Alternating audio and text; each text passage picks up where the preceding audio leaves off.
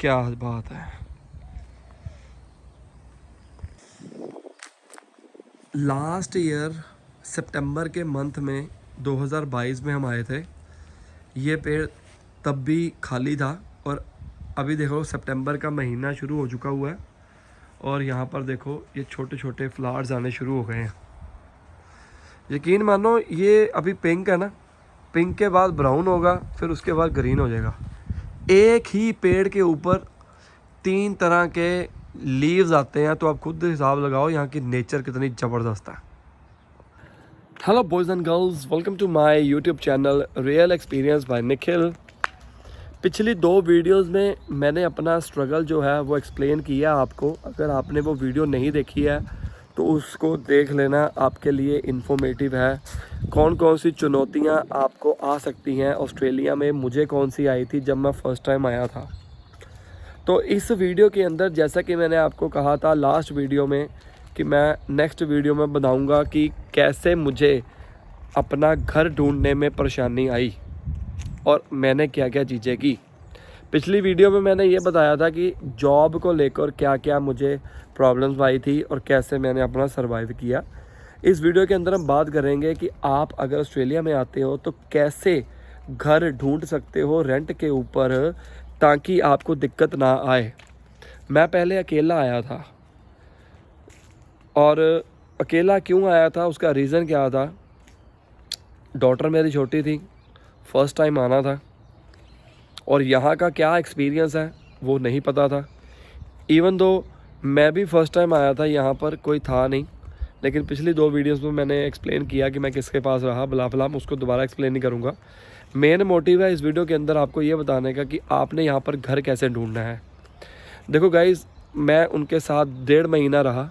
1.5 महीने के बाद अब मुझे जैन के महीने में जाना था इंडिया। नवंबर में आया था, 15-16 नवंबर 2019 को, और पूरे एग्जैक्टली 2 महीने के बाद 12 जनवरी को, पता नहीं 13 जनवरी को मेरी फ़्लाइट थी। लोहड़ी वाले दिन मैं पहुंचा था, इतना मुझे याद है। तो जाना था। उससे पहले पहले घर ढूंढना बहुत ज़रूरी था मेरे लिए। उसका रीज़न क्या है यार, कितनी देर तक आप दूसरों के साथ रह लोगे। सेकंड जो कि प्राइम रीज़न है, फैमिली को भी लेके आना था और फैमिली को रखने के लिए अलग से लेना था 2 बेडरूम हाउस। ये भी सारी चीज़ें नोट डाउन करनी थी कि कल को अगर मैं काम पे चले जाता हूँ या जॉब मेरी लग जाती है, पीछे वाइफ और बच्चे अच्छे से सरवाइव कर पाएँ। नज़दीक जो मतलब खाने पीने का सामान हो, मॉल हो, शॉपिंग मॉल हो, ताकि अगर गाड़ी चलानी, वैसे तो गाड़ी चलानी आती है मेरी वाइफ को, पर फिर भी नया नया जब आता है बंदा झिझकता है, तो उसको प्रॉब्लम ना हो, वो पैदल जाके लेके आ सके। बहुत सारी चीज़ें देखनी पड़ती हैं जब आप एक फैमिली के साथ आते हो। अब आपके माइंड के अंदर भी क्वेश्चन आएगा कि हम अकेले आएँ या फैमिली के साथ आएँ। ये आपके ऊपर डिपेंड रहता है कि आपने कैसे करना है। अगर आपका यहाँ पर कोई नहीं है तो आप एक डिसीज़न ले सकते हैं कि यार मैं पहले खुद जाऊँ, खुद सर्वाइव हो जाऊँ, फिर उसके बाद जाके मैं अपनी फैमिली को बुलाऊँ।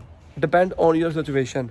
अगर आपका यहाँ पर है तो आप, डिपेंड करता है कि आपकी उसके साथ कैसे बनती है, कितनी बनती है, क्या हिसाब है। वो मैं तो अकेले आया था, देख के चला गया। और मुझे चुनौतियाँ क्या आई, सबसे पहले तो ये है कि 2 तरह से आप घर अप्लाई कर सकते हो। मैंने काफ़ी अपनी वीडियोस में बताया है। एक तो डायरेक्ट ओनर से, दूसरा रियल एस्टेट एजेंट से। डायरेक्ट ओनर से कैसे अप्लाई करें, फेसबुक मार्केट के ऊपर आप जाओगे जब, तब लोगों ने वहाँ पर पाया होता है लीज़ ब्रेक, लीज़ ट्रांसफ़र या रेंट के ऊपर खाली है।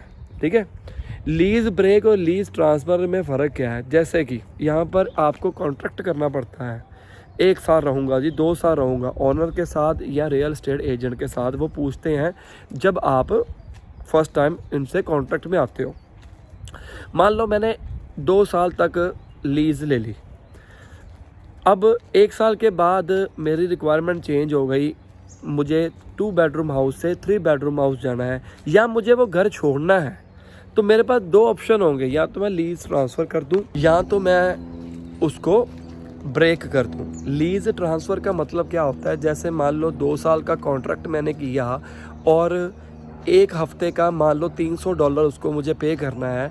अगर वो एग्री करता है, सामने वाला पर्सन ऑनर एग्री करता है कि आप लीज़ ट्रांसफ़र कर सकते हो, वैसे वो मना नहीं करते हैं, आपको बंदा कोई मिल जाता है, तो जो बंदा लीज़ ट्रांसफ़र जिस नाम के ऊपर होगी वो भी $300 के हिसाब से ही देगा।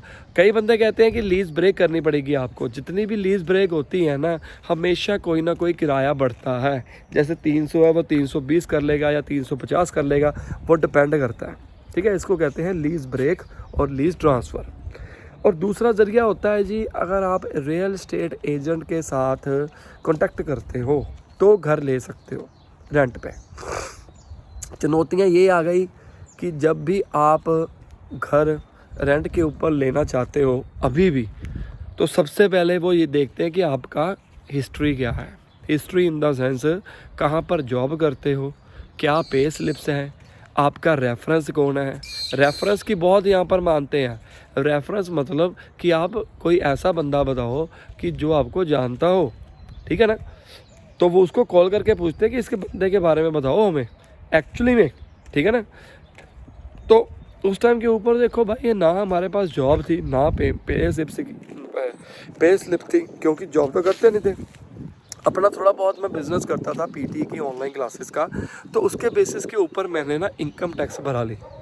1.5 महीने में पिछले साल की अकाउंटेंट को मिलके मुझे बताया था। अब इसके ऊपर भी मैं वीडियो बनाऊंगा अकाउंटेंट के ऊपर भी अगले पार्ट में, कि आपको कैसे ढूंढना है अकाउंटेंट। बड़ी खज्जल खवारी हुई थी इस टॉपिक के ऊपर भी हम वीडियो बनाएंगे। तो मैंने क्या किया, मैंने उससे वो बनवा ली, ITR बनवा ली। वो ITR बहुत कम थी, लेकिन मैंने जो अपना मॉडर्न में रहता था पहले, तो वहाँ पर जो यूनिट था वहाँ पर क्या था कि एक्चुअली में डायरेक्ट ओनर से मैंने मिला। फिर इतना मैं फ्रस्ट्रेटेड हो गया था ना, इतने दिन लगा लिए, कम से कम महीना लगा लिया मैंने। जब से आया था ऑस्ट्रेलिया में, घर ढूंढने के ऊपर लगा हुआ था। रीज़न क्या था, क्योंकि मुझे चाहिए था कि मैं अपनी फैमिली को जल्दी से जल्दी ले पाऊँ, ठीक है ना। सो ये सारी चीज़ें बहुत आपको मायने रखती हैं, एक्सपीरियंस से ही सीखोगे, क्योंकि बाहर के ढोल सुहावने होते हैं लेकिन कुछ और होता है। तो एक्चुअली में होता क्या है, तो ये सारी चीज़ें मायने रखिए। तो मैंने डायरेक्ट ओनर से बात करी, उसने हाँ कर दी, रेफरेंस को कॉल किया। रियल एस्टेट एजेंट वालों के मैंने इतने फॉर्म भरे ना, किसी के कॉल नहीं आई, क्योंकि वो बहुत चीज़ें मांगते हैं। 100 पॉइंट ID, पे स्लिप मांगो, और कितने जगह के ऊपर मैंने अकाउंट बना लिए, सारी इन्फॉर्मेशन दोबारा, अपने सिबलिंग्स का, अपने फैमिली का, आपका कहाँ रहते हो, 3-4 जगह के ऊपर मुझे ये प्रॉब्लम आई। अगला पार्ट जो रह गया है, हरविन के साथ हम शुरू करेंगे। हेलो हरविन, जैसे मैं इनायत की वीडियोस बनाता था, अब धीरे धीरे हरविन की भी वीडियोस बनाएंगे। आज इंट्रोड्यूस करवाते हैं अच्छे से मेरी दूसरी डॉटर हरविन से। हरविन हाय करो। हाय हरविन, हाय हरविन। तो देखो भाई, ऐसा है कि मैंने बड़ी जगह अप्लाई किया, रियल एस्टेट एजेंट के ज़रिए अप्लाई किया। देखो, मुझे बहुत कम चांसेस लगते हैं कि अगर आप रियल एस्टेट एजेंट के ज़रिए अप्लाई करते हो ना, नाम मात्र चांसेस हो जाते हैं, क्योंकि फर्स्ट टाइम के ऊपर आपकी कोई हिस्ट्री है ही नहीं।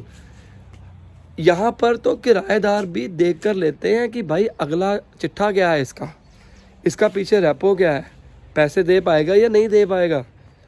तो खुद हिसाब लगाओ, 3 साल मैंने ऑस्ट्रेलिया में गाल दिए। ये जो पीछे घर देख रहे हो ना वाला घर, 3 साल मैंने गाल दिए, और 6 महीने की स्ट्रगल के बाद मुझे मिला। जैसे जैसे रिक्वायरमेंट चेंज होती जाती है, अब रिश्तेदार भी आने शुरू हो गए, मम्मी पापा को भी बुला लिया, घुमा दिया। 3 बेडरूम हाउस की रिक्वायरमेंट थी, और सारा कुछ सेट होने के बावजूद भी उस टाइम के ऊपर पिछले साल घर नहीं मिल रहे थे। रीज़न क्या था कि अगर रेंट 500 है ना, लोग 525-30 देने के लिए भी रेडी हो गए थे। फॉर्म जब भरते हो ना आप कि आप कितना रेंट पे करना चाहते हो, हमारा रेंट है 450, तो बंदे ऐसे भी मिल जाएंगे आपको $500 तक रेंट पे करने वाले हो। तो उसकी वजह से यार इतनी परेशानी आई कि बता नहीं सकते, कि 2 बेडरूम हाउस जहाँ पर मिलता नहीं था, उसी को छोड़ने के लिए इतनी देर लगी हमारे को कि अगला 3 बेडरूम हाउस नहीं मिल रहा था। तो इसका सलूशन क्या है? सलूशन ये है कि जब आप यहाँ पर आओ, पहले अगर आपको कोई घर मिल रहा है, चाहे वो पुराना हो लेकिन लिवेबल हो, कई ऐसे बंदे भी हैं कम पैसे में घर तो ले लिया उन्होंने लेकिन बाद में परेशान होते हैं। आप शेयरिंग बेसिस के ऊपर रह सकते हो, अपनी हिस्ट्री बनाओ, रेंटल हिस्ट्री बनाओ और अप्लाई करते रहो, और कोशिश करो डायरेक्ट ओनर से, आपको ज़्यादा बेनिफिट होगा। अगली वीडियो में बनाएंगे हम अकाउंटेंट के ऊपर कि मुझे क्या क्या दिक्कतें आई ढूंढने में और क्या क्या मैंने टाइम वेस्ट किया और पैसा वेस्ट किया। और बाकी कोई और टॉपिक है ज़रूर शेयर कर देना, हम उसके ऊपर भी वीडियो बना लेंगे। लाइक करो, शेयर करो, सब्सक्राइब करो। ये